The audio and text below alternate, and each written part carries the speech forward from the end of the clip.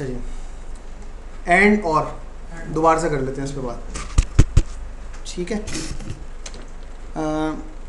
हम कनेक्ट हैं as a squad user और ये हमारे पास डेटा मौजूद है, ठीक है।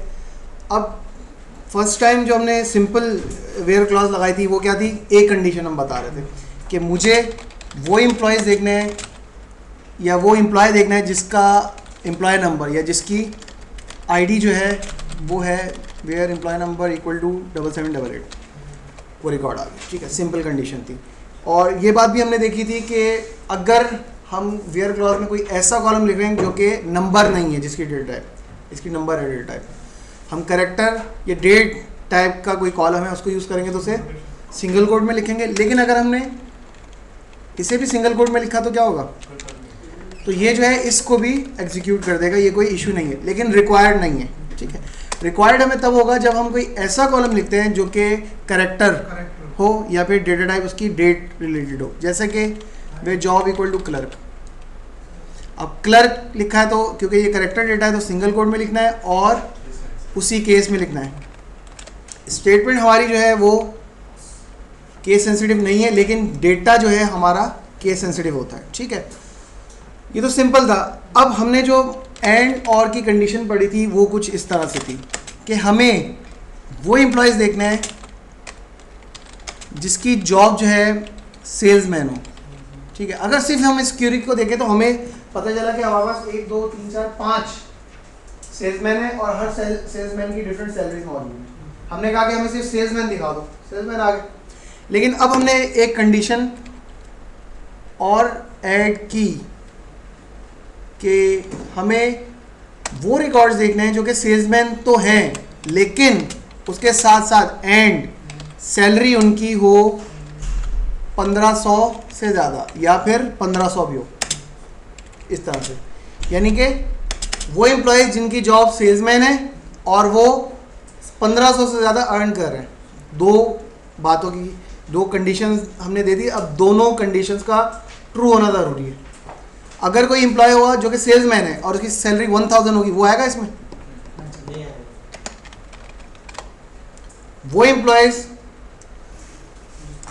जिनकी जॉब सेल्समैन है और उसके साथ साथ उनकी सैलरी जो है 1500 से ज़्यादा है या 1500 है, इक्वल का ऑपरेटर भी हमने लगाया, वो आ जाएंगे। तो एंड की कंडीशन में क्या होता है, उसके राइट साइड पे और लेफ्ट साइड पर कंडीशन होती है जिनमें से दोनों का ट्रू होना ज़रूरी है।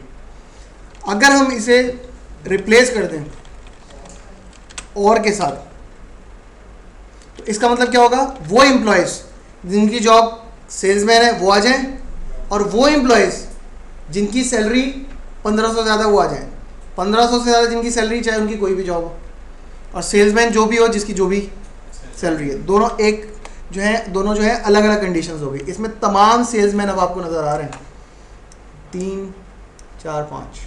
और ये एम्प्लॉय क्यों आया है, ये सेल्समैन तो है नहीं, लेकिन इसकी सैलरी दूसरी कंडीशन इसके ऊपर अप्लाई हो रही है, इस वजह से आ रही है, ठीक है।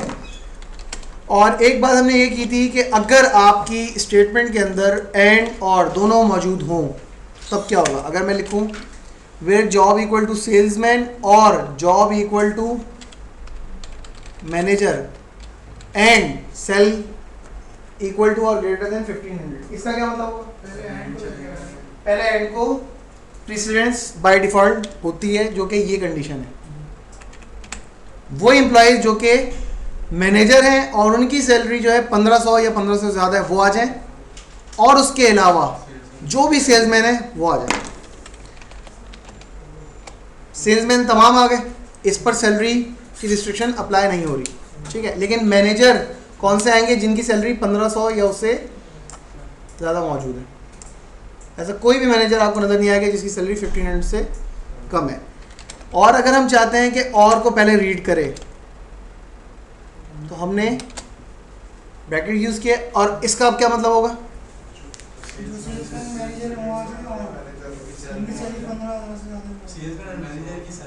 वो एम्प्लॉयज जिनकी जॉब सेल्समैन हो या मैनेजर हो और उसके साथ साथ उनकी सैलरी, इन दोनों जॉब में से उनकी सैलरी जो है 1500 से इक्वल या इससे ज़्यादा होनी चाहिए। अब इसमें आपको जो सेल्समैन नज़र आ रहा है, यहाँ पर सैलरी देखें, तमाम वही आ रहे हैं जिनकी सैलरी 1500 या 1500 से ज़्यादा है, 1500, और जॉब इन दोनों में से ही होगी। ठीक है, तो ये हमने पिछली बातों को थोड़ा सा देख लिया दोबारा से। अब जो नई चीज़ हमारे पास मौजूद है जो इसके बाद है, वो है using the order by clause. हमारा जो रिज़ल्ट जो है, जो हम रिट्रीव करते हैं, अगर मैं यहाँ लिखता हूँ यूँ, तो ये जो भी रिज़ल्ट आ रहा है, इसमें हम चाहते हैं कि स्पेसिफिक कॉलम के हिसाब से ऑर्डरिंग दिखाओ। जो लाइक की कमांड आपने बताई, उसमें एक सिंगल कोड मतलब लिटरल के अंदर हम लिखते हैं। हाँ, अगर वो लिटरली सिलेक्ट करना हो तो वो भी उसी से हो जाएगा। क्या करना है? मतलब किसी नाम के साथ ही लिटरल आ रहा है, जैसे अपोस्ट्रोफी है सामने आता है, तो हम सिंगल कोड यूज करेंगे। उसको सर्च करना है? फर्स्ट करें उसको सर्च। नहीं, तो उसके लिए फिर आपके पास वो था ना ऑल्टरनेटिव कोड, वो उससे हो जाएगा। बैकस्लैश हाँ, या आपके पास वो हो जाएगा।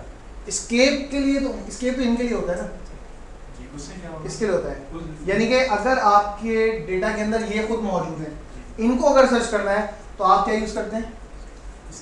स्केप यूज करते हैं। ठीक है, तो सिंगल कोड को कैसे? सिंगल कोड को जो है,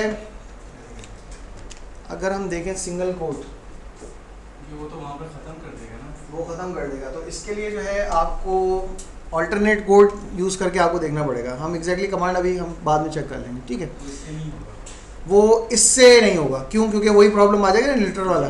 तो हम ऑल्टरनेट कोड से करके देखेंगे उसको, लेकिन बाद में करते हैं उसको। ठीक है, अच्छा, अब हमने लिखा select steric from EMP order bye E name, यानी कि डेटा रिट्रीव करो, लेकिन हमें किस ऑर्डर में दिखाओ, इस हिसाब से ऑर्डरिंग करो, यानी कि एम्प्लॉय के नेम के हिसाब से ऑर्डरिंग करो, ABC, इस हिसाब से चलना। ठीक है, एक बात हमने सिर्फ ये लिखा है कि इस कॉलम के हिसाब से ऑर्डरिंग करो, हमने ये नहीं लिखा कि असेंडिंग में करनी है या डिसेंडिंग में करनी है। ठीक है, अगर आप मेंशन नहीं करते तो डिफ़ॉल्ट असेंडिंग होता है, और अगर आप लिखना चाहें तो ASC आप लिख सकते हैं। ठीक है, लेकिन अगर नहीं भी लिखें तो इसका मतलब यही होता है, तो हम इस वजह से इसको लिखते नहीं हैं। ठीक है, अगर हम लिख कर इसको चेक करना चाहें तो वही काम हो गया, यानी कि अगर आप असेंडिंग लिखें या ना लिखें डिफ़ॉल्ट में यही है। और अगर हम इसको क्या करते हैं, डिसेंडिंग, DSC, अपोजिट, आपका रिजल्ट जो है वो डिसेंडिंग ऑर्डर में आ गया। ठीक है, अगर हम ऑर्डर बाय के क्लॉज में कोई ऐसा कॉलम लिखें जिसकी डेटा टाइप नंबर है, और अब हमने इसको रन किया तो क्या हुआ, सैलरी वाइज हमने असेंडिंग का है तो क्या हुआ, लो टू हाई जाएगा। और अगर हम इसे डिसेंडिंग कर दें तो हाई टू लो हो जाएगा। ठीक है, अगर हम इसे डेट के कॉलम पर यूज करें, अगर हम लिख दें ऑर्डर बाय हायर डेट, तो क्या किया इसने, ठीक है, असेंडिंग ऑर्डर जो है आपकी टॉप सीनियर वाइज आपको दिखाएगा। और अगर आप डिसेंडिंग करते हैं इसे तो अपोजिट हो जाएगा ही। ठीक है, जो जूनियर मोस्ट जूनियर है उसके बाद बैक जाएगा। ठीक है, अच्छा, एक कॉलम हमारे पास ऐसा है जिसमें नल वैल्यूज़ भी मौजूद हैं। ठीक है, और इस पर हमने जब असेंडिंग या डिसेंडिंग की, हमने लिखा कमीशन ऑर्डर बाय COMM, और देन हमने इसको एक मिनट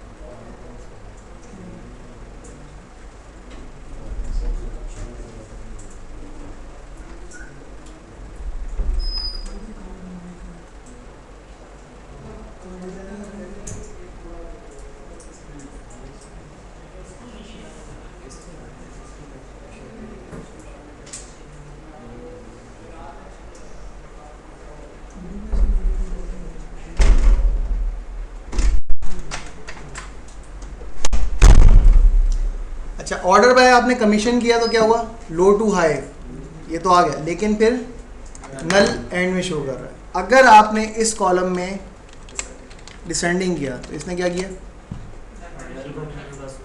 नल को फर्स्ट में लेकर आया। हमने देखना था कमीशन वाइज टॉप कमीशन कौन ले रहे हैं, तो ये पहले जो है आपको नल दिखा रहा है फिर टॉप लेकर आ रहा है। तो बुक के मुताबिक इसका आंसर भी यही है कि अगर आप किसी ऐसे कॉलम पर डिसेंडिंग करेंगे ऑर्डरिंग जिसमें नल मौजूद है तो वो पहले नल लेकर आता है, ठीक है। लेकिन हमारे पास एक सेंटेक्स है कि हम यहाँ लिखते हैं डिसेंडिंग के बाद नल्स लास्ट। इसका मतलब क्या है कि उसको डिसेंडिंग ऑर्डर में करो और नल को नीचे लेकर आओ, क्योंकि हमें वो एम्प्लॉयज़ देखने हैं जो कि ज़्यादा कमीशन अर्न कर रहे हैं और उसके बाद नल हमें एंड में ज़्यादा है, तो उसके लिए हम ये कीवर्ड जो है वो यूज़ करते हैं, ठीक है। अच्छा, एक चीज़ हमने और यूज़ की थी, एलियस। एलियस क्या होता है, अगर मैं लिखूं सेलेक्ट एम्प्लॉय का नाम जॉब एंड सेल, और सेल मल्टीप्लाई बाय, बल्कि 1000 हमने इनको बोनस दे दिया और इसका एलियस हमने रख दिया बोनस फ्रॉम ईएमपी, ठीक है। ऑर्डर बाय, तो ऑर्डर बाय में आप कॉलम के नाम के अलावा एलियस भी यूज़ करना चाहें तो कर सकते हैं। वेयर क्लॉज में ऐसा नहीं होता। अगर आपने यहाँ लिखा वेयर बोनस ग्रेटर देन 5000, ठीक है, और जब आपने ये क्यूरी चलाई तो आपको क्या कह रहा है, इनवैलिड आइडेंटिफाई। एलियस जो आप डिफाइन करते हैं वो आप ऑर्डर बाय क्लॉज में यूज़ कर सकते हैं, लेकिन आप वेयर क्लॉज के अंदर एलियस यूज़ नहीं कर सकते। लेकिन अगर इसी क्यूरी को आपने सॉल्व करना तो आप इसको कैसे करेंगे, यहाँ पर आप क्या लिखेंगे, सेल प्लस 1000, वही चीज़ आपने लिख दी। एलियस सिर्फ बॉर्डर के लिए इस्तेमाल कर सकते हैं, टेबल के अंदर भी हम इस्तेमाल कर सकते हैं। टेबल के अंदर की तो कोई चीज़ अभी तक हमने चेंज ही नहीं की ना, नहीं की ना, ठीक है। ये सिर्फ रन टाइम के ऊपर हम काम कर रहे हैं, ठीक है। तो एलियस हम वेयर क्लॉज में यूज़ नहीं कर सकते, लेकिन वो एक्सप्रेशन जो है वो हमने यहाँ पर यूज़ कर लिया कि मुझे एम्प्लॉयज़ की सैलरी में 1000 इंक्रीमेंट करना है तमाम की, लेकिन दिखाओ किनको, जिनका सैलरी में 1000 इंक्रीमेंट करने के बाद 5000 से ज़्यादा बनता है। अब हमने चेक किया, सिर्फ एक बंदा ऐसा है जिसकी सैलरी में 1000 अगर हम ऐड करेंगे तो उसकी सैलरी जो है बोनस 5000 से ज़्यादा बन रहा है, वही है, ठीक है। तो हमें क्या पता चला कि हम वेयर क्लॉज के अंदर एलियस यूज़ नहीं कर सकते और हम ऑर्डर बाय क्लॉज में हम एलियस यूज़ कर सकते हैं, एक बात। सेकंड बात ये कि हम क्यूरी जब भी लिखते हैं ऑर्डर बाय क्लॉज हमेशा सबसे एंड में आती है, हम यूँ नहीं कर सकते इसमें। अगर मैंने यूँ लिखा तो ये एक एरर है, ठीक है। तो आपको ऑर्डर बाय क्लॉज हमेशा सबसे एंड में लिखनी है, ठीक है। एक और काम जो हम यहाँ कर सकते हैं वो ये, हमने लिखा सेलेक्ट एम्प्लॉय का number, name, job and sal. कितने कॉलम हैं, 4 कॉलम। ये 40 भी हो सकते थे अगर कोई और टेबल है, कोई और कॉलम है। तो हम ऑर्डर बाय में कॉलम का नाम लिखने के बजाय उसकी पोजीशन भी बता सकते हैं। जैसे कि अगर मैं कहूँ मुझे ई नेम के हिसाब से सर्चिंग ऑर्डरिंग करवानी है, तो ई नेम कौन से पोजीशन है उसकी, 1 2 3 4, ई नेम कहाँ पर है 2, तो हमने लिखा ऑर्डर बाय 2, ठीक है। अब आप बताएं अगर मैं लिखूं सेम यही स्टेटमेंट जो कि मैंने ऊपर टाइप की है और नीचे मैंने लिखा है ऑर्डर बाय ई नेम, क्या फ़र्क है इनमें, कोई फ़र्क नहीं है। फ़र्क सिर्फ ये है कि आपने वहाँ पर पोजीशन वाइज रिजल्ट एक क्यूरी लिखी है, यहाँ पर नेम आपने कॉलम का लिख लिया, दोनों का काम एक ही है। तो ये हम एक चीज़ कर सकते हैं सर, अगर हम select static from AMP order by, उसके बाद हम नंबर यूज कर सकते हैं। आप स्टैटिक कर लें, स्टैटिक यूज़ कर लिया, और स्टैटिक में आपने कहा कि जो इसका तीसरा कॉलम है इसके हिसाब से आपको दिखाओ 1 2 3, ठीक है। आप ये बता सकते हैं। याद हमें क्या रखना है कि पोजीशन वही बताएंगे जो आपकी क्यूरी के अंदर नंबर ऑफ कॉलम्स है। कितने कॉलम्स हैं टोटल इसमें, 8 हैं। अगर मैंने 9 लिखा, ऑर्डर बाय 9 कर दिया, तो वो कहेगा कि थोड़ा सा इस्तेमाल करें, 9 नंबर तो है ही नहीं इसमें। यानी कि जो आप क्यूरी लिख रहे हैं, टेबल की बात नहीं हो रही, क्यूरी के अंदर अगर आपने 2 कॉलम सेलेक्ट किए और आपने लिख दिया ऑर्डर बाय 3, वो यही एरर दे देगा। Order by item must be the number of a select list expression, ऐसा नहीं हो सकता। अगर हम लिखें सेलेक्ट ई नेम और job and sal from EMP order by 4, क्या होगा? एरर दे देगा। तो हम नंबरिंग के हिसाब से कॉल कर सकते हैं, लेकिन वो नंबर, वो पोजीशन, उतने नंबर ऑफ कॉलम्स होने चाहिए। जाहिर है इसके अंदर अब 3 कॉलम है, आप कह रहे हो कि ये जो 3 कॉलम्स है ना, इसमें चौथे कॉलम के हिसाब से ऑर्डरिंग करता हूँ, चौथा कॉलम तो मौजूद ही नहीं है। ठीक है। अच्छा, एक और चीज़, अगर मैं लिखूँ सेम यही स्टेटमेंट, कौन कौन से कॉलम्स इसमें आ रहे हैं? और मैंने कहा ऑर्डर बाय DPTNO।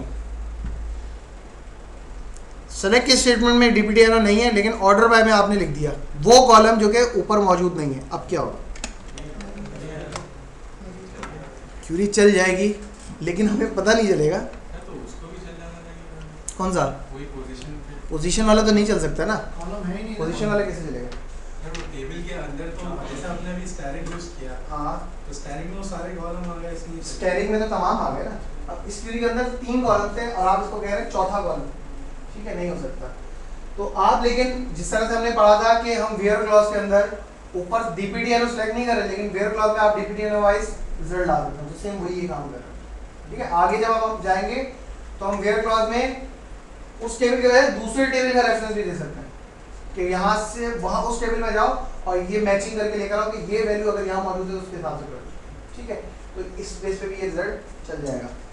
अब एक और चीज़ इसके अंदर लास्ट है, वो ये है कि अगर आप लिख रहे हैं कुछ इस तरह से, जॉब नेम सेल कमीशन और hire date from EMP order by DPTNO, department wise result आ जाएगा। चेक करें, पहले 10 के रिकॉर्ड्स, फिर 20 के रिकॉर्ड्स और देन 30 के रिकॉर्ड्स।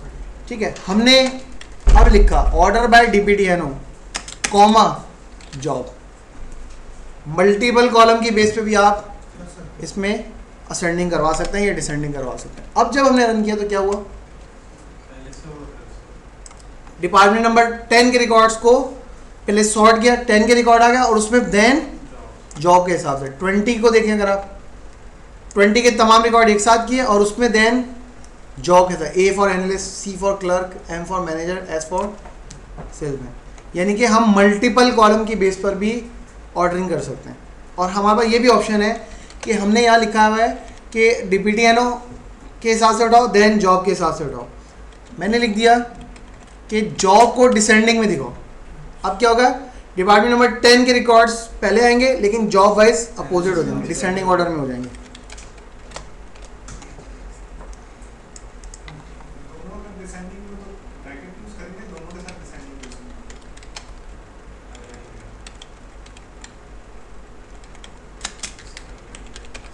दोनों अपोजिट हो गए। ठीक है।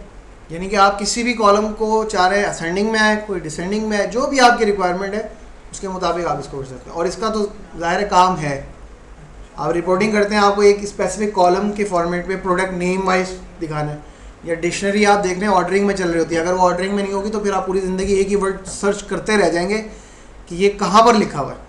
फ़ोन डायरेक्टरी या इस टाइप की जो चीज़ें होती हैं उसके अंदर ऑर्डरिंग होती है इसी वजह से। ठीक है। इसमें कोई क्वेश्चन? सर इसमें इस तरह भी कर सकते हैं ना, जैसे आपने DPTNO ऑर्डर बाय DPTNO कर दिया और जॉब की जगह अगर हम कॉलम नंबर भी डाल दें तो ये मतलब मिक्सअप भी नहीं होगा, या वो आपने एक जगह कॉलम लिख दिया और एक जगह पोजीशन बता दी।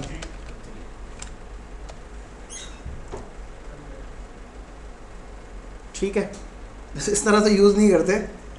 अगर हम नाम लिख रहे हैं तो हम नाम ही लिख रहे होते हैं, अगर हम पोजीशन बता रहे हैं तो हम पोजीशन भी बता सकते हैं। ये नई चीज़ पता चली आपको। ये चीज़ इसलिए भी है क्योंकि आप जैसे मेरे पास सपोज करें मैं अपने उधर ऑफिस में यूज़ करूँ, कोई कॉलम नेम बहुत बड़ा तो वो अब पूरा लिख के करने से बेहतर ये नहीं कि मैं वो एक जो स्मॉल है उसको तो मैं वो नेम से नोटेड सर।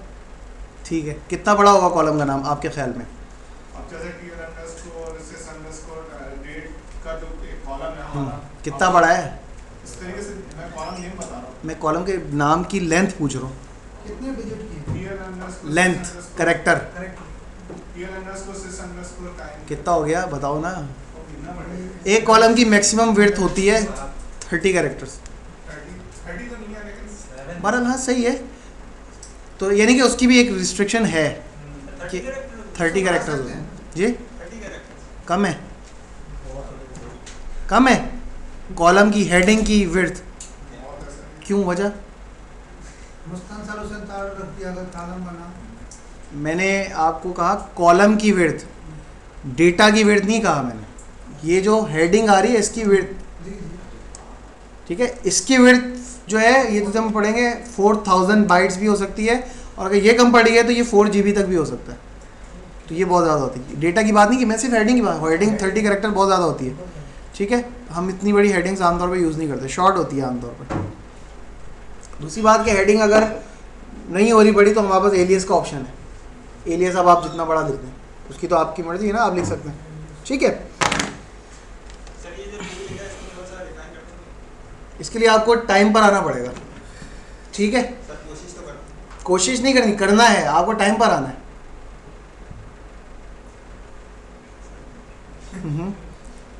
जॉब वाले हैं क्या कर सकते हम भी तो जॉब कर रहे हैं, तकरीबन जॉब कर रहे हैं। ये वीडियो बन रही है, आप बाद में देख लीजिएगा इसको, ठीक है, वॉइस के साथ है। मैं इसी वजह से बना रहा हूँ कि अगर किसी को प्रॉब्लम हो तो आप जो है इसको रिवाइज कर सकते हैं, ठीक है।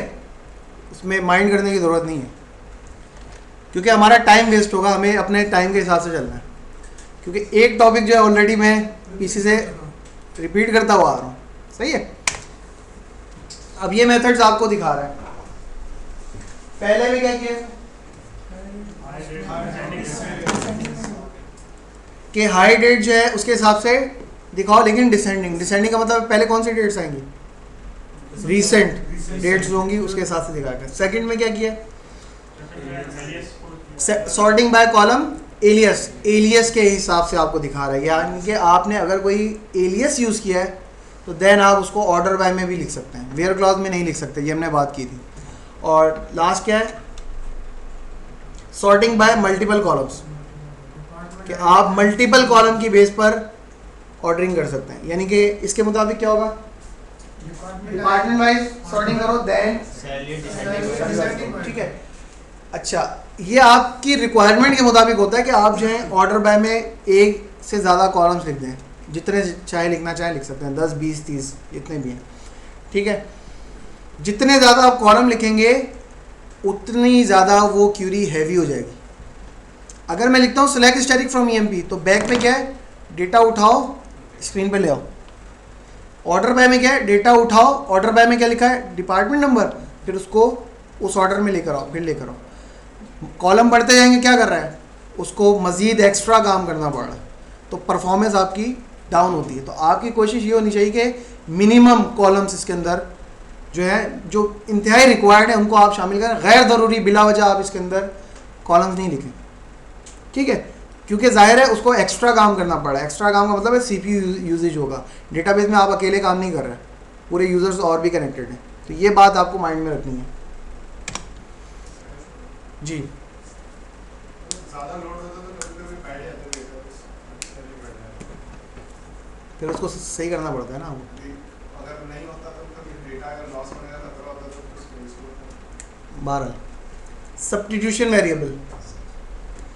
अब तक जो हमने डेटा देखा वेयर क्लॉज के हिसाब से, हम क्या लिखते थे, where department number equal to 10 के रिकॉर्ड्स आ गए। अब उसी क्वेरी को दोबारा चलाऊंगा तो 10 के रिकॉर्ड दिखा रहे, 10,000 बार भी चलाऊंगा तो 10 के रिकॉर्ड दिखा रहे। क्यों, आपने हार्ड कोडेड वैल्यू लिख दी है, ठीक है। सब्स्टिट्यूशन वेरिएबल क्या है, जैसे कि आपने डिफरेंट लैंग्वेज में देखा होगा, यूजर से इनपुट लेना कि आप बताएं आप क्या रिकॉर्ड देखना चाह रहे हैं, ठीक है। और इन्वायरमेंट के अंदर यही होता है कि आपको कोई रिपोर्ट देखनी है तो यूज़र उसमें वैल्यू देता है, वो डेट भी हो सकती है, वो प्रोडक्ट का नाम भी हो सकता है, प्रोडक्ट की आईडी भी हो सकती है, जो भी रिक्वायरमेंट के अंदर आता है वो चीज़ उसमें हो सकती है। तो सेम यही काम यहाँ पर आपको समझाने के लिए ये दिखाया जा रहा है कि सब्स्टिट्यूशन वेरिएबल कैसे काम करते हैं।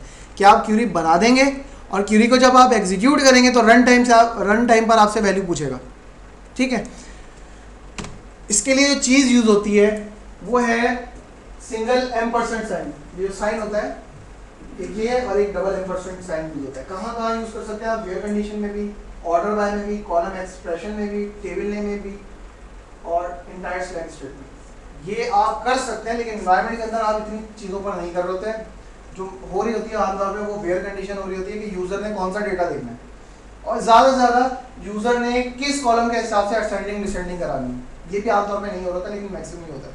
कभी भी ऐसा नहीं होता कि एंड यूज़र को आप कहेंगे कौन सा टेबल से डेटा देखना है, क्यों? उसको टेबल का पता ही नहीं है, टेबल क्या चीज़ होती है। एंटायर सेलेक्ट स्टेटमेंट भी नहीं हो सकती। तो ये आपको ऑप्शन तो दे रहा है, लेकिन इनका यूजेज नहीं होगा, क्योंकि एंड यूज़र को ऑरिकल नहीं आता।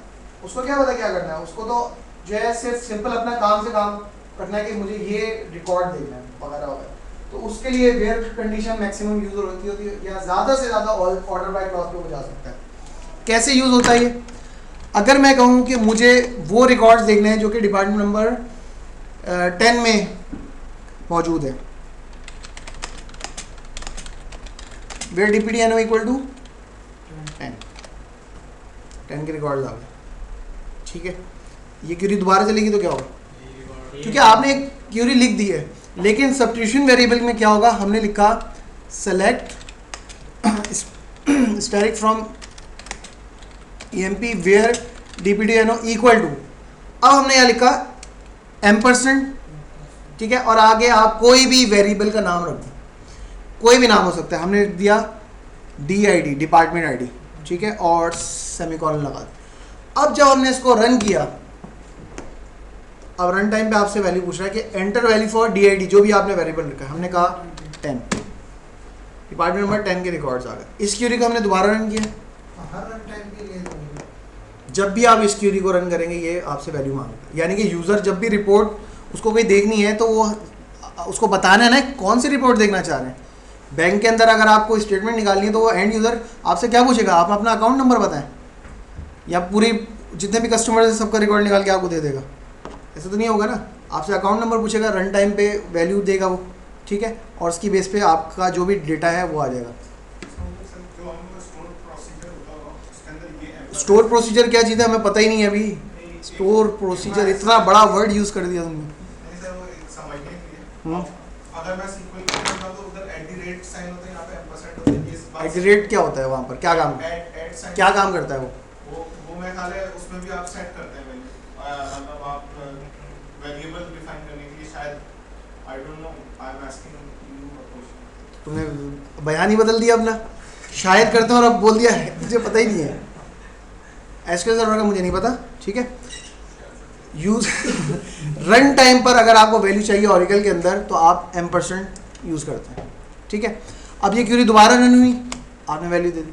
ये क्यूरी दोबारा रन हुई, आपने दोबारा वैल्यू, यानी कि हर टाइम जब भी ये क्यूरी रन होती है। इसके एक एग्जांपल हम ये कर सकते हैं, मैं आपको इसका एक थोड़ा सा डेमो दिखा सकता हूँ ये कैसे काम करता है, ठीक है। जो एक्चुअल ऑरिकल के अंदर रिपोर्ट्स पे काम होता है उसकी हम थोड़ी सी एग्जांपल देख रहे हैं समझने के लिए, सिर्फ और सिर्फ।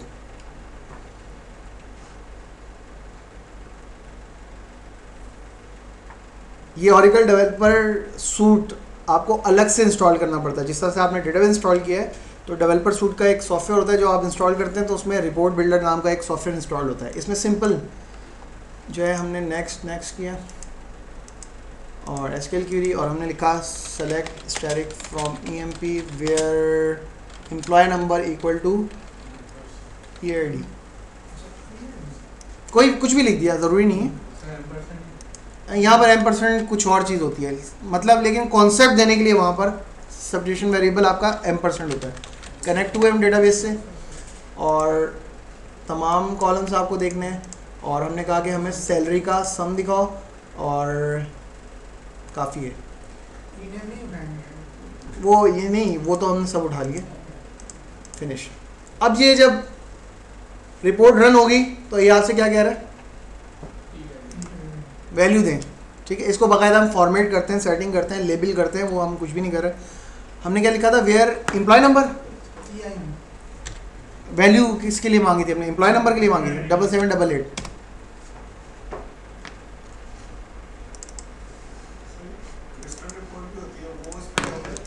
सब कुछ हो जाता है। ऑरिकल अगर सिर्फ ऑरिकल के लिए बना होता ना तो फिर बाकी सॉफ्टवेयर तो आप यूज़ ही नहीं कर सकते। फिर ऑरिकल तो एक लिमिटेड हो गया ना, आप इसमें कोई भी फ्रंट एंड जो है वो यूज़ कर सकते हैं। 6.5, ठीक है। इसको आपने दोबारा से रन किया 7839 की इंफॉर्मेशन आ गई, आपने दोबारा रन किया, यानी कि जब भी रन हो रही क्या हो रहा है, कौन से एम्प्लॉय की इंफॉर्मेशन देखनी है, ये आपसे हर बार पूछ रहा है 7902। ठीक है, सेम वही काम, सिर्फ आपको कॉन्सेप्ट देने के लिए वहां पर ये हो रहा है कि आप किस तरह से इनपुट देंगे जब भी क्यूरी रन होगी। ये अब ये एंड यूज़र है, ठीक है, इसको खैर वो यहाँ से रन नहीं करता, उसका प्रोसीजर अलग होता है, लेकिन काम यही हो रहा होता है आपका। ठीक है,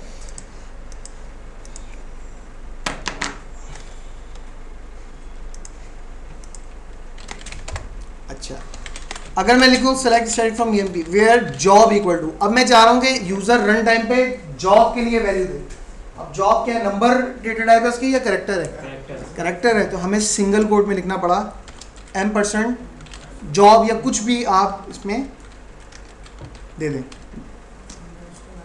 अगर हम जॉब की जाए तब भी चलता है, आप जॉब दे दें। ठीक है, क्या कह रहा है, एंटर वैल्यू फॉर जॉब, हमने लिखा क्लर्क, और केस सेंसिटिव है डेटा, ये याद रखना है, वो तो पहले से ही है। दोबारा रन किया मैनेजर, दोबारा रन किया, गलत दे दी जॉब, ये जॉब है नहीं तो नो रो सेलेक्ट। ठीक है, तो करेक्टर और डेट के लिए हमें पहले भी पता था कि सिंगल कोट में आपको वैल्यू देनी होती है। अगर आपने यहाँ सिंगल कोट नहीं दिए और अब आप इसको रन करेंगे, आपने कहा क्लर्क, क्या एरर देता है? ठीक है, हम एक काम ये कर सकते थे, अगर ये क्वेरी मैं दोबारा रन करूँ, पूछ रहा है, मैंने सिंगल कोट में लिख दिया तो इस वजह से चल गई ये क्वेरी, क्योंकि उसकी रिक्वायरमेंट पूरी होगी। लेकिन हम आमतौर पर यहीं पर सिंगल कोट दे देते हैं, ताकि एक बार दे दिया, अब क्वेरी जब भी रन होगी तो आपको सिंगल कोट लिखने की यहाँ पर ज़रूरत नहीं है। ठीक है, क्लियर है बात? अच्छा, एक और चीज़, ये क्योंकि मैं इस पर सेटिंग की हुई है तो वो एक ऑप्शन नहीं आ रहा आपके पास, जब आप इसको अपने पीसी पे यूज़ करेंगे, सेट वेरीफाई ऑन।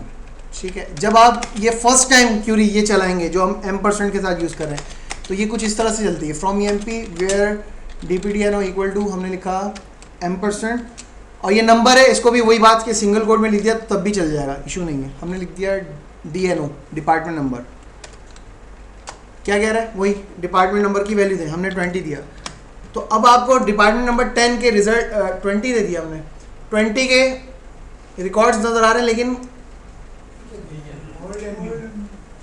क्या दिखा रहा है कि स्टेटमेंट आपने जो लिखी थी वो ये थी, ये वैल्यू थी, ठीक है, और आपने इनपुट जब दी तो उसके बाद इसमें ये वैल्यू, वेरिएबल ये था और आपने वैल्यू पास की थी, नंबर। हाँ, अब जब भी आप क्वेरी रन करेंगे ये लिखा होगा।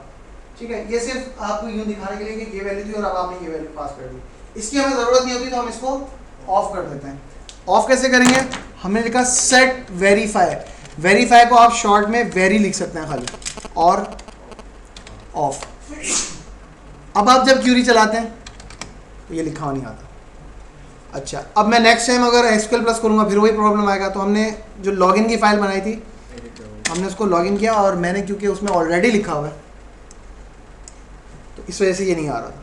ठीक है, आप चाह रहे हैं कि भाई मुझे जिस तरह से लाइंस और पेजेस बार बार सेट नहीं करने पड़े, इसी तरह से आपने वेरीफाई ऑफ कर दिया कि ये हमें ओल्ड और न्यू जो दिखा रहा है ये भी नया दिखाओ, तो उससे क्या होगा कि हमें बार बार खुद से इसको ऑफ या ऑन करने की ज़रूरत नहीं होगी। अब हमने इसको चेक कर लिया, क्लियर है यहाँ तक बात? सर एक प्रॉब्लम हमारे पास ये आ रहा था कि पूरी स्क्रीन पे डेटा नहीं आ रहा, वेब पे नहीं आ रहा। कौन सा डेटा नहीं आ रहा था, कौन सा टेबल था? इस तरह यही टेबल है जो उसका एम्प्लॉय का, देखें सेट लाइन 80, इस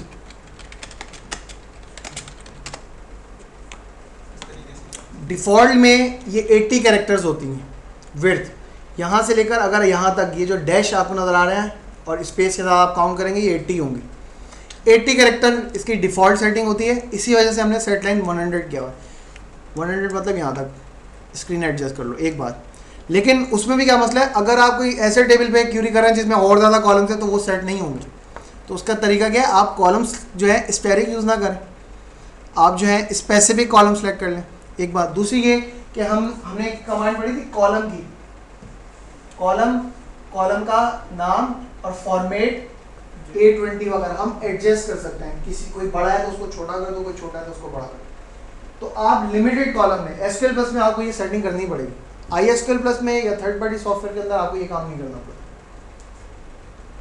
सर हम 100 से ज़्यादा भी लेंथ सेट कर आपकी स्क्रीन की विड्थ कितनी हो सकती है? चले 100 मैंने यहाँ तक कहा 120 तक हो सकती है। मतलब वो स्क्रॉल करके फिर जाना पड़ेगा इसलिए नहीं जाएगा, उसकी एक लिमिट है 140 है मेरा ख्याल से मैक्सिमम। आप लिख तो देंगे 2000 लिख दें वो कर देगा, ठीक है, लेकिन आपको आगे नहीं लेके जाएगा वो, ठीक है।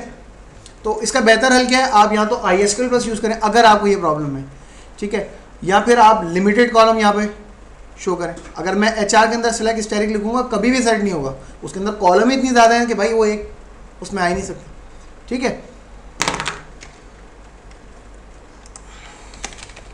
सेलेक्ट स्टैटिक फ्रॉम, मैंने कहा M% tab underscore name, table का नाम आप अब कह रहे हैं कि रन टाइम पे बताएं, कौन सा टेबल? हमने कहा DPT। दोबारा रन किया, फिर कह रहे हैं कौन सा टेबल? हमने कहा EMP। अब वो सेट नहीं आ रहा, हमने लिख दिया सेट। अच्छा, सेट के अलावा और मैं क्या काम कर सकता हूँ कि ये सेट हो जाए? सेट लाइंस 100 लिखेंगे सेट हो जाएगा। इसके अलावा हम कोई और काम कर सकते हैं कि ये सही हो जाए? उसके अलावा हम यहाँ पर लिख दें @login, जिसका मतलब क्या होगा? क्योंकि वो सेटिंग हमने वहाँ डिफाइन की है, वो एग्जीक्यूट हो जाएगी कमांड। और अब हमने जब लिखा सेलेक्ट स्टैटिक फ्रॉम, बल्कि इसको ही रन कर देते हैं, सेलेक्ट स्टैटिक फ्रॉम और M% टैब नेम EMP, तो वो एड्रेस हो गई क्योंकि लॉगिन के अंदर ये इन्फॉर्मेशन थी और हमने उसको एग्जीक्यूट कर दिया। तो हमने ये देखा कि हम वेयर क्लॉज में यूज़ कर सकते हैं सब्स्टिट्यूशन वैल्यू। मैं यहाँ पर बताने के लिए मुझसे पूछो भाई, क्या पूछ रहे हो? हाँ मैं मुझसे पूछो ना, मैं किस लिए खड़ा हूँ यहाँ पर? वो नजर नहीं आ रहा था इसलिए पूछ रहा था। क्या नजर नहीं आ रहा? तो वो ऐड लॉगिन के लिए नजर नहीं आ रही थी यहाँ से। अब आ रही है? साइन जो है ना वो ऐड का वो- अच्छा ठीक है, नहीं कोई क्वेश्चन हो तो आप मुझसे करेंगे ना। नजर नहीं आ रहा इसलिए। अभी भी नहीं आ रहा नजर? तो थोड़ा घोड़े से है थोड़ा। अच्छा वो ठीक है, ऐड का साइन है वो, ठीक है। ऐड का साइन क्या काम करता है? कोई भी फाइल जो आपने ऑपरेटिंग सिस्टम पे बनाई है उसको रन कर देता है, एग्जीक्यूट कर देता है। इसके ऑल्टरनेट में हमने एक और कमांड पढ़ी थी, वो कौन सी थी ऐड के अलावा? स्टार्ट। रन का मतलब होता है लास्ट क्यूरी को रन करो। और एक और क्या थी? गेट। गेट का मतलब होता है कि क्यूरी को, उस फाइल को बफर में लेकर आओ, रन ना करो। रन करने के लिए देन फिर हम / या रन यूज करते हैं। अच्छा, इसके अलावा हम यूँ भी लिख सकते हैं, सेलेक्ट स्टैटिक फ्रॉम, और हमने लिखा M% टैब नेम, ठीक है, वेयर, और वेयर के अंदर अगर हम लिखें, ये थोड़ा सा वो हो जाएगा, फिर M% कॉल या M% कंडीशन कर देते हैं। अब क्या होगा? टेबल का नाम EMP, कंडीशन DPTNO = 10, ठीक है। इस तरह का यूजेज नहीं होता, लेकिन सिर्फ आपको ज़्यादा से ज़्यादा समझाने के लिए, ताकि कुछ तो रह जाए आपके माइंड में, सिर्फ ये पर्पज़ होता है, ठीक है। इसी तरह से हम ऑर्डर बाय में भी इसको यूज़ कर सकते हैं, select static from EMP order bye और M% ऑर्डर कॉल। कोई भी नाम लिख सकते हैं, ये ज़रूरी नहीं है कि आप उसी के हिसाब से लिखें। नेमिंग कन्वेंशन सेम रखने का पर्पस ये होता है कि आपको समझ में बेहतर है। मैं यहाँ पर 1 2 3 लिख दूँ, ABC लिख दूँ, वो भी हो सकता है, ठीक है। अब जब हमने इसको रन किया तो सेलेक्ट स्टैटिक फ्रॉम EMP का तो उसको पता था, लेकिन ऑर्डरिंग कौन से कॉलम के हिसाब से करनी है ये हमसे रन टाइम में पूछ रहा है। हमने कह दिया 5 पे जो भी है उसके हिसाब से कर दो, 1 2 3 4 5 इसके हिसाब से ऑर्डरिंग कर दी, ठीक है। और एक लास्ट चीज़ उसके अंदर लिखी हुई थी कि इंटायर सेलेक्ट स्टेटमेंट भी आप ऐसे यूज़ कर सकते हैं। मैं लिखूंगा सेलेक्ट M% और आगे आपने कोई भी नाम रख दिया। सेलेक्ट के बाद क्या करना है अब आप बता दें। मैंने कहा स्टैटिक फ्रॉम DPT, दोबारा रन किया, ename, जॉब फ्रॉम EMP। इस तरह से भी आप यूज़ कर सकते हैं इसको, ठीक है। हम इसे यू भी यूज़ कर सकते हैं। अगर मैं लिखूँ select call M% call _ name from EMP, क्या कह रहे हैं? कॉलम का नाम बताएं कौन सा लाना चाह रहे हैं। अगर मैं स्टैटिक लिखूंगा तो सिलेक्ट स्टैटिक फ्रॉम EMP हो जाएगा। अगर मैंने ई नेम लिखा, ई नेम आ गया। अगर मैंने लिखा ई नेम कॉमा जॉब, जॉब आ गया। ठीक है, तो आप इस तरह से भी इसको यूज़ कर सकते हैं। क्या जी? नहीं, वो क्योंकि वो सिंटैक्स की रिक्वायरमेंट पूरी हो रही है ना। आपने ये लिखा हुआ है सेलेक्ट, आगे क्या हो गया ई नेम कॉमा जॉब, और आगे क्या हो गया फ्रॉम EMP, तो वो पूरा सिंटैक्स एक बन गया। ठीक है, ये तो था आपका सिंगल एम्परसेंड। अब दूसरी चीज़ जो इसके अंदर है वो है डबल एम्परसेंड। अगर मैं लिखूँ select static from EMP where DPDNO equal to, और इस बार मैंने सिंगल के बजाय डबल एम्परसेंड दे दिया, तो अब क्या कह रहा है? वही बात रन टाइम पे पूछ रहा है, कोई फ़र्क नज़र नहीं आया हमें, हमने वैल्यू दे दी। जब हमने दोबारा रन किया तो क्या हुआ? उसने लास्ट वैल्यू जो आपने दी है या जो वैल्यू दी है उसी को रीयूज़ कर लिया, दोबारा रन किया, फिर दोबारा किया। डबल एम्परसेंड जो है आपने एक बार जो वैल्यू दे दी उसी को रीयूज़ करता रहेगा। अब ये अगर आपने यूज़र के लिए कर दिया तो वहाँ पर तो वो काम नहीं कर सकता, क्योंकि उसको एक रिकॉर्ड नहीं देखना, वो तो कोई भी रिक्वायरमेंट हो सकती है उसकी। सर इसी दौरान में कोई डाटा में मॉडिफिकेशन होती है, अभी अपडेट होगा तो डाटा तो वही देगा ना। मॉडिफिकेशन फॉर एग्जांपल मैंने क्लर्क की सैलरी चेंज कर दी, तो आज की डेट में चेंज किया और मैंने शाम में रिकॉर्ड रन की, तो डेटा तो आपको वही दिखाएगा ना, टेबल के अंदर पड़ा हुआ।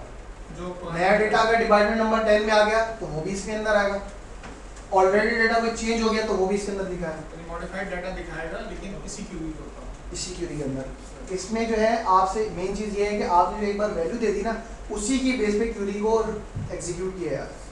कब तक करेगा? जब तक कि आप इस वेरिएबल को, क्या नाम रखा था, इसको अनडिफाइन ना कर दें, अनडिफाइन, और आपने कहा DID। अब आपने जब रन किया तो अब दोबारा से ये वैल्यू मांगा। ठीक है, ये सिर्फ और सिर्फ हम टेस्टिंग पर्पस वगैरह के लिए यूज़ करते हैं कि हम कोई काम कर रहे हैं तो एज अ प्रोग्रामर हमें बार बार क्यूरी रन करनी पड़ रही है, तो हमें बार बार वैल्यू देने की ज़रूरत नहीं है, हमने एक बार दे दी, अब जो है वो इसी के बेस पे रिजल्ट लेकर है। ठीक है, तो सिंगल एम्परसेंड और डबल एम्परसेंड में क्या फ़र्क हुआ कि सिंगल एम्परसेंड जो है वो रन टाइम पे वैल्यू मांगता है, और जब भी आप उसको रन करेंगे वो रन टाइम पे आपसे वैल्यू लेगा, जबकि double ampersand one time value लेगा और उसी को रीयूज़ करता रहेगा। ठीक है, अब जैसे ये ISQL प्लस से दिखा रहा है where employee ID equal to, तो रन टाइम पे इस तरह से आपसे वैल्यू लेगा, आप वैल्यू लिखें और कंटिन्यू पे क्लिक कर दें ISQL प्लस पे, और जैसे ये दिखा रहा है कि आपने यहाँ वैल्यू लिखी होगी, देन आपने कंटिन्यू पे क्लिक करा, ओल्ड और न्यू लिखा हुआ आ जाएगा, और देन वो रिकॉर्ड आ गया आपके पास, वही काम लेकिन ISQL प्लस पे। Use single quotation marks for date and character values, ये भी हमने करके देखा कि अगर आप कोई ऐसा कॉलम ले रहे हैं जो कि करेक्टर या फिर डेट है तो उसे आप सिंगल कोट्स में देते हैं। ये एक एग्जांपल दिखा रहा है जिसमें आपको कह रहा है कि एक कॉलम आप बता दें, वेयर कंडीशन भी बता दें और ऑर्डर बाय, तीनों चीज़ें रन टाइम पे पूछ रहा है, तो ऐसा भी हो सकता है। ले लें आप, कौन मना कर रहा है आपको? सॉफ्ट कॉपी अगर आपको चाहिए तो मैं दे सकता हूँ, हार्ड कॉपी चाहिए तो आप वहाँ से कांटेक्ट करें। ये मुझे इसका, मैं इस बारे में कुछ नहीं कह सकता। ठीक है, अगर आपको सॉफ्ट कॉपी चाहिए तो मैं आपको ये प्रोवाइड कर सकता हूँ। ठीक है, अच्छा, डबल एम्परसेंड क्या है? Use the double ampersand if you want to reuse the variable value without prompting the user each time. अगर आपने एक बार दे दी, अब नेक्स्ट टाइम वो आपसे वैल्यू दोबारा नहीं लेगा, उसी वैल्यू को रीयूज़ करता रहेगा। कब तक? जब तक कि अगर आप उसको खुद से अनडिफाइन ना कर दें, वरना वो वैल्यू चलती रहेगी। कब तक? ठीक है, अगर सेशन बंद करके खोला तो तब तो ख़त्म हो गया ना, वेरिएबल की लाइफ सेशन तक की है, वो ख़त्म हो गया। अब दोबारा से आपको नया बनाना पड़ेगा। एक मेथड ये भी है आपके पास, आप डिफाइन की कमांड से डिफाइन कर दें। ठीक है, कोई भी, ये भी फिक्स हो जाएगा, लेकिन अगर आपने जैसे इसमें लिखा है डिफाइन और एक वेरिएबल का नाम इक्वल टू वैल्यू, जब आप रन करेंगे आपने लिखा उसी वेरिएबल का नाम, अब जो है वो उसको कॉल कर लेगा। वेरीफाई की कमांड हम देख चुके थे और ये हमारा चैप्टर कंप्लीट हो गया। अब चलते हैं नमाज के लिए। जी, सेट यूज़ नहीं होता यहाँ पर, सेट यूज़ नहीं होता।